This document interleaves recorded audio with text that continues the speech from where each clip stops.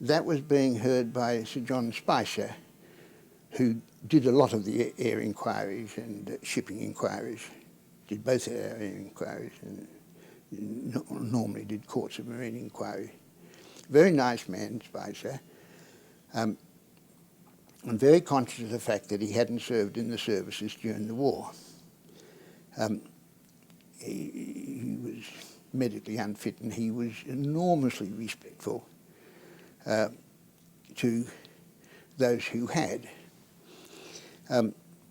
which at times produced great injustice. He produced injustice when the Melbourne ran down, the aircraft carrier Melbourne ran down the destroyer Voyager, because I think clearly, as far as sailors are concerned, the fault was that of Captain Duncan, the captain of the destroyer, whose job it was. He was running the little ship. It's his job to keep out of the way of the big ship. You can manoeuvre a destroyer easy enough. You can't manoeuvre aircraft carriers so quickly. But Duncan had been killed in the accident, and Spicer was not going to criticise a dead naval officer, and which worked very unfairly to the man who was in charge of the Melbourne, who basically lost his job and his career quite unfairly. Spicer didn't mean that. It flowed from his unwillingness to criticise a dead officer. In the air inquiry, which concerned a plane which on a stormy night had, after taking off from Sydney Airport, had got into trouble and plunged down into Botany Bay. And the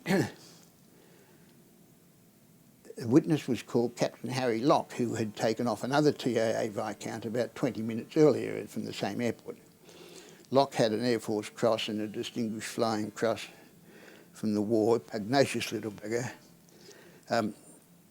And he stood there in the box and gave his qualifications. He'd had 5,000 hours with the Air Force. He'd had 50,000 hours with CAA. You have much more hours with civil airlines than you do with Air Forces. 50,000 hours or something with... he was used to flying at night. He was used to flying in storms. I mean, his nighttime flight had been over Berlin and such places. And he, so having given that kind of evidence to qualify himself as an expert, able to talk about weather conditions that night, he stood there and waited for the first question, and Spicer said, "You haven't told us everything, have you, Captain?" He said, immediately took umbrage. He said, "I think I've said everything relevant, sir." "You haven't told the court that you were twice decorated by His Majesty for conspicuous gallantry, have you, Captain?" The two voices came out. One was Harry Locke saying, "Didn't think that had anything to do with it, sir." And the other was John Stark, whose voice rumbled down the bar table saying, "Cross-examine him if you fucking well dare." The Spicer heard that too. No one did cross-examine Harry Locke.